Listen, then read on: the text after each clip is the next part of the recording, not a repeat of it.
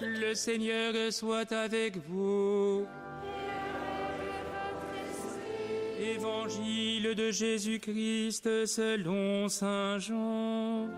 Gloire à toi, Seigneur.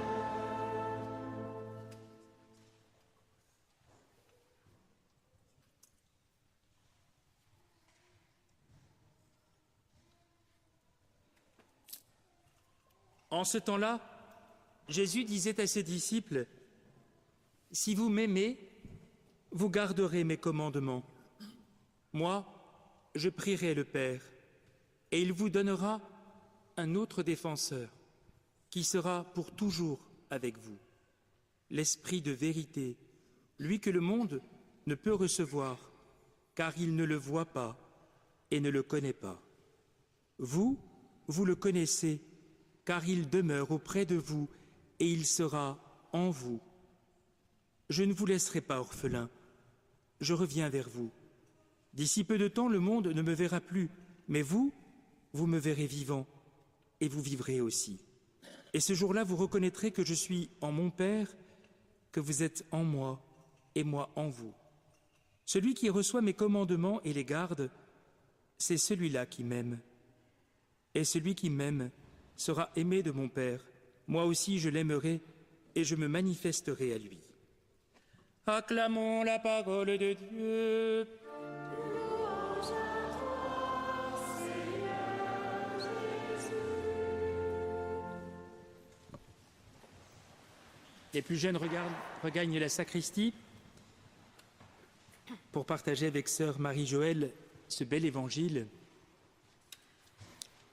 Frères et sœurs, je voudrais vous poser une question indiscrète. Mais c'est juste pour vous. Vous n'êtes pas obligé de répondre à voix haute.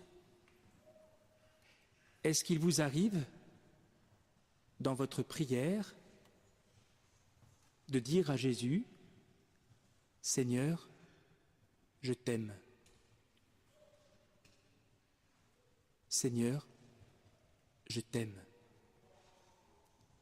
Car vous avez entendu comme moi ce que dit Jésus à ses apôtres le soir du jeudi saint, « Si vous m'aimez, vous garderez mes commandements. » Et vous voyez comment Jésus, à travers cette simple phrase, nous fait comprendre que le respect des commandements, des paroles de vie, et en particulier celui qu'il nous a laissé, « Aimez-vous les uns les autres comme je vous ai aimés », ne sont pas des paroles contraignantes, ne sont pas des ordres que Jésus nous donnerait à observer, mais c'est la conséquence, c'est en quelque sorte le fruit de cet amour que nous portons à Jésus. Thérèse de l'Enfant Jésus le dit de manière admirable, « Seigneur, je désire vous aimer et vous faire aimer. » Et vous comprenez bien, frères et sœurs, que dans cet amour que nous avons pour le Christ, il n'est pas question de mièvrerie, il n'est pas question d'une sorte de sentiment un peu fort qui nous échaufferait. Aimer Jésus, c'est aimer celui que je n'ai jamais vu de ma vie, non pas parce qu'il n'est pas présent, mais parce qu'il est invisible. J'aime Jésus et en même temps, cet amour que je lui porte est un amour de reconnaissance, un amour de gratitude, un amour qui me fait comprendre que je suis d'abord aimé de lui. L'amour que je porte à Jésus n'est qu'une conséquence de l'amour qu'il me porte d'abord lui-même. Et par conséquent, la vie chrétienne se résume à cet amour pour Jésus. Tout est dit. Et tout se déploie à partir de cette réalité. Alors il se trouve que les textes de ce dimanche nous en donnent en quelque sorte quelques illustrations. Nous avons d'abord les actes des apôtres. On nous parle de Philippe, un des 7 diacres qui a été choisi. Et Philippe, fuyant la persécution à Jérusalem, est parti vers le nord, en Samarie. Et là, que fait-il ? Il proclame le Christ. Il accomplit des signes, les gens le voient, et du coup, beaucoup sont touchés par la parole de Philippe et se convertissent. C'est quand même impressionnant.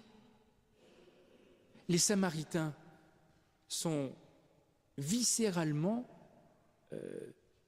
opposés aux Juifs depuis des siècles. Ou, je devrais dire la vérité, les Juifs sont opposés aux Samaritains depuis des siècles. Parce que les Juifs accusent les Samaritains, donc les habitants de l'ancien royaume d'Israël, d'avoir bafoué l'alliance, d'avoir contracté des unions avec des étrangers, avec des païens, d'avoir construit un temple, vous imaginez, un temple sur le mont Garizim, et donc de s'être détaché du culte rendu dans le temple de Jérusalem. Et donc il y a une inimitié très forte entre les Juifs. Par parenthèse, Juifs, ça veut dire les Judéens. Juifs, ça vient de Judéens, ceux qui habitent la Judée. Et donc ceux qui habitent du côté de Jérusalem. Il y a une inimitié entre ces gens qui habitent Jérusalem et ses environs, et puis les Samaritains qui sont au nord, qui habitent la région de Samarie. Et nous en avons un écho dans l'Évangile, évidemment, quand Jésus va rencontrer la Samaritaine. Nous en avons un écho dans la parabole du bon Samaritain que Jésus a développée. Eh bien, que voyons-nous ? L'œuvre de Jésus ressuscité, c'est de réconcilier les Juifs et les Samaritains, parce que Philippe est juif. Et par conséquent, dans le fait qu'il soit accueilli, dans le fait qu'il accomplisse des signes, dans le fait que beaucoup de Samaritains l'écoutent, il y a cette réconciliation inespérée entre Juifs et Samaritains. Autrement dit, l'amour pour le Christ fait des merveilles. Si Philippe annonce le Christ ressuscité, c'est parce que Philippe est lui-même saisi par le Christ. Eh bien, en faisant cela, il accomplit des merveilles. Une autre chose nous est révélée à travers ce passage des Actes des Apôtres. On se rend compte qu'au début, l'Église tâtonne un tout petit peu. On n'a pas encore les rituels du baptême comme ceux que nous avons aujourd'hui. Et donc, voilà, les Samaritains ont été baptisés au nom de Jésus. Ça ne marche pas. Et vous savez, il faut la petite formule au nom du Père et du Fils et du Saint-Esprit. Sinon, le Saint-Esprit ne descend pas. Le Saint-Esprit, il est très obéissant.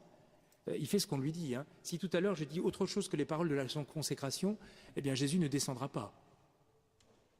Alors vous allez dire, c'est un tout petit peu bizarre, mais oui, mais c'est ça le mystère de l'incarnation.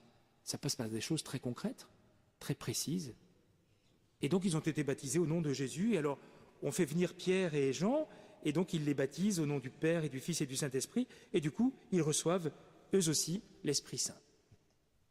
Une autre illustration de cette fécondité de l'amour pour Jésus, c'est ce que nous entendons dans la lettre de Saint Pierre, la deuxième lecture. Honorez dans vos cœurs la sainteté du Seigneur Jésus. Honorez dans votre cœur la sainteté du Seigneur Jésus. C'est bien manifester au Seigneur Jésus un véritable amour que d'honorer sa sainteté. Et la conséquence qui suit cette attitude, soyez prêts à tout moment à présenter une défense devant quiconque vous demande de rendre raison de l'espérance qui est en vous. Faites-le avec douceur et respect. C'est magnifique. Les chrétiens, évidemment, ont pour mission de faire connaître Jésus. Pas de le faire connaître de manière violente en s'imposant aux autres, mais en étant capable de répondre aux questions qui leur sont posées. Et c'est là, frères et sœurs, où il faut que, comme chrétiens, nous ayons un minimum de connaissance de la foi chrétienne. Si quelqu'un vous dit « Alors vous croyez en 3 dieux, c'est ça ?» et que vous leur dites « Non, on ne croit pas en 3 dieux, mais on croit en une personne qui est trois personnes. Enfin, je sais pas très bien, enfin, c'est un peu ça qu'on dit. On est mal parti, hein. On croit en un Dieu qui est la communion d'amour entre trois personnes. On ne croit pas en une personne qui sont trois personnes. On n'est pas tombé sur la tête, hein, les chrétiens, on ne dit pas n'importe quoi. Et donc il nous faut évidemment connaître un tout petit peu la foi chrétienne et être capable de répondre à ceux qui nous demandent raison de l'espérance qui est en nous. C'est quand même un peu dommage de sécher devant une question qui nous est posée. Il y a des parents parfois qui me disent oh père, venez nous voir un jour parce que mon enfant nous a posé une question et on ne sait pas y répondre. Ben, il n'y a pas que les prêtres qui savent répondre aux questions, hein. Heureusement, sinon ça ferait peu de monde, hein. Les parents sont appelés aussi à répondre aux questions. Et les enfants posent des questions très simples, hein. Ben alors si Jésus est dans le ciel, il est au-dessus des nuages. Alors vous lui dites non, il n'est pas au-dessus des nuages, il est dans les étoiles. Ah ben non, il n'est pas dans les étoiles non plus, hein. Le paradis n'est pas dans les étoiles, il est dans un monde autre, dans un monde nouveau. Donc c'est pour ça que Jésus ne risque pas de tomber un jour à cause de la gravité universelle, hein. Et donc il faut être capable de répondre aux enfants. Et pour être capable de répondre aux enfants, eh bien il faut approfondir sa foi, il faut venir à la messe le dimanche, il faut lire l'Écriture. Et quand on ne sait pas quelque chose, ce qui est tout à fait légitime, on a le droit de regarder des ouvrages qui sont tout à fait indiqués, comme le catéchisme de l'Église catholique. N'allez pas sur tous les sites qui se présentent sur Internet, parce que parfois certains disent n'importe quoi. Mais il y a des ouvrages qui sont des ouvrages de référence. Là, ce matin, j'ai travaillé avec 2 adultes qui vont être confirmés la veille de la Pentecôte. Eh bien, on a pris, on va prendre et on a pris le texte du catéchisme de l'Église catholique concernant la confirmation. Quand on a un doute, quand on ne sait pas très bien comment exprimer sa foi, le catéchisme est là pour ça, hein. C'est un peu sec, c'est un texte assez court et assez dense. Enfin, c'est un bon début. Par exemple, les gens vous disent en fait, le purgatoire n'existe pas. Et vous dites ah ben je ne sais pas. Eh bien, vous pouvez leur dire attendez, je vais regarder dans le catéchisme de l'Église catholique. Ah ben si, le purgatoire existe. Ah bon? Ben oui, le purgatoire existe. J'y peux rien, c'est comme ça, c'est la foi de l'Église, hein. Donc, il nous faut apprendre à rendre compte de l'espérance qui est en nous. Pourquoi? Parce que l'enjeu, c'est que nos contemporains rencontrent Jésus, puissent faire l'expérience de Jésus eux aussi.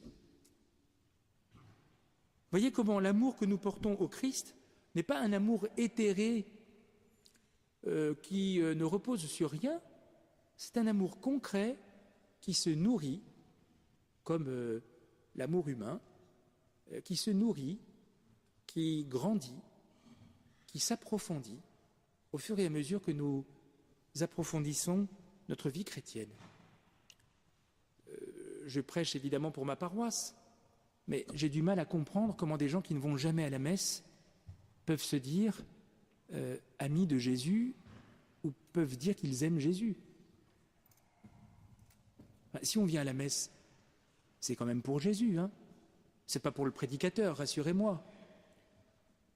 C'est pas pour moi que vous venez, j'espère. J'espère que vous continuerez à venir quand je ne serai plus là.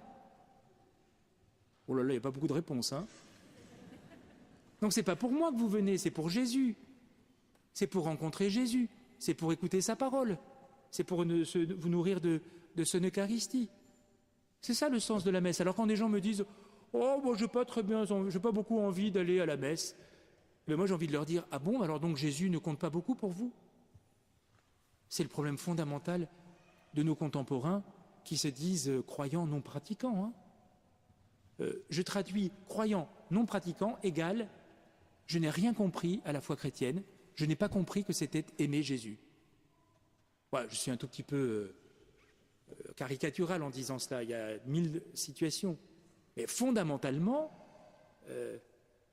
soyons sérieux. Enfin, si nous voulons aimer Jésus, il faut poser des actes, il faut essayer de le rencontrer, il faut essayer de lire sa parole. Et donc Jésus nous invite à cet amour Et il nous fait une promesse. Parce que il nous fait une promesse. Il l'a fait en tout cas déjà aux apôtres, le jeudi saint, mais cette promesse, elle vaut aussi pour nous. Je prierai le Père, il vous donnera un autre défenseur qui sera pour toujours avec vous, l'Esprit de vérité. Un autre défenseur. Pourquoi un autre défenseur? Parce que le premier défenseur, c'est Jésus. Notre premier défenseur devant le Père, c'est Jésus. Mais parce que Jésus veille sur nous, il nous envoie un autre défenseur, l'Esprit Saint. L'Esprit Saint qui veut habiter en nous par la grâce des sacrements, en particulier évidemment celui de la confirmation. Et l'Esprit Saint qui veut demeurer en nous portera en nous du fruit. Alors le monde ne peut pas le connaître. Le monde dont parle Jésus, ce ne sont pas les autres qui ne sont pas chrétiens. Ce sont les hommes qui vivent simplement de manière mondaine, comme dirait le pape François, c'est-à-dire simplement au niveau du monde. Il y a des gens qui vous disent il n'y a pas de vie éternelle, de toute façon la vie c'est pour maintenant, puis après tout est fini, il faut en profiter pour l'instant, de toute façon on ne va pas durer longtemps sur la terre. Tous ces gens qui disent cela, eh bien ce sont des gens qui appartiennent à ce monde dont Jésus dit qu'il ne peut pas recevoir l'Esprit Saint parce qu'il ne le voit pas et ne le connaît pas. Voilà, frères et sœurs, un peu le cœur de notre vie et de notre foi. Aimer Jésus et le faire aimer. Accueillir l'Esprit Saint pour qu'il nous conduise vers la vérité tout entière. La Vierge Marie, depuis le premier instant de sa conception, a été habitée, inondée par la présence de l'Esprit. C'est pourquoi on dit qu'elle est l'Immaculée Conception. Elle est habitée par l'Esprit depuis toujours. Elle a vécu sous la mouvance de l'Esprit. Elle nous a donné Jésus. Elle est pour nous un modèle de ce que doit être pour nous la vie chrétienne. Amen.